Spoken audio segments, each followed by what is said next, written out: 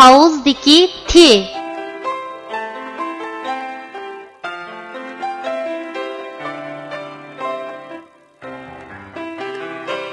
Bu harfning talaffuz qilinishi mundaq.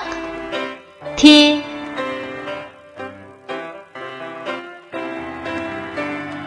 Endi bu harfni o'z ichiga olgan misollarni ko'rib o'tamiz.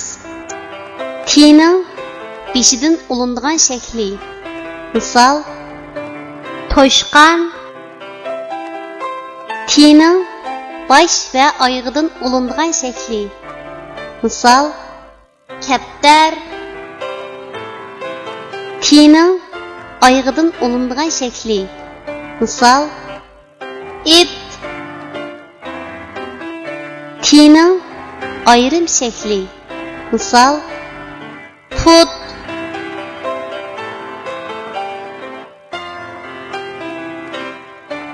Tuanda biz rasmga birlashtirib, yuqorida o'rganib o'tgan harfning to'g'ri yozilish tartibini mashq qilib o'tamiz.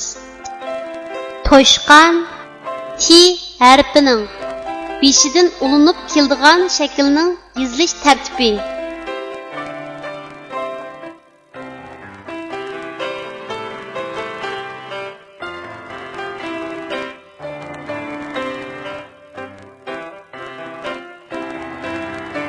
Kaptar T harfining bosh va oyog'idan ulinib keladigan shaklning yozilish tartibi.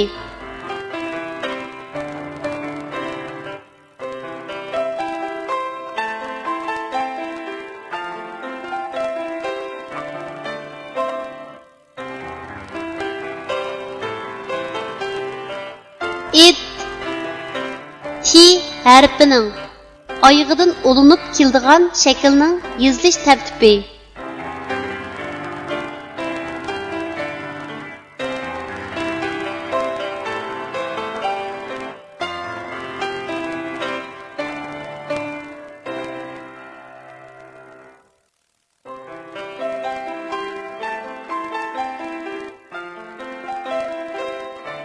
Put T harfining ayrim shaklining yozilish tartibi.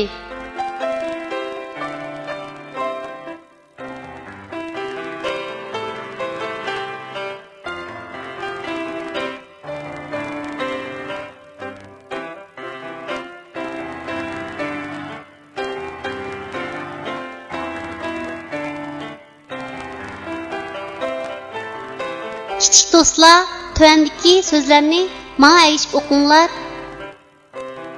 T A ta at tat A ta ata ta na tana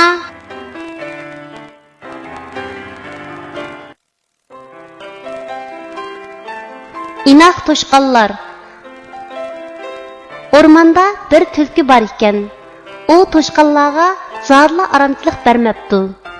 Bir qeri to'shqan to'shqanlarni atrofiga yig'ib, "Qarindoshlar, biz ko'p, tulki yolg'iz, shunga hammamiz birlashib tulkini qo'rqitib, o'rmondan qo'g'lab o'taylik" debdi.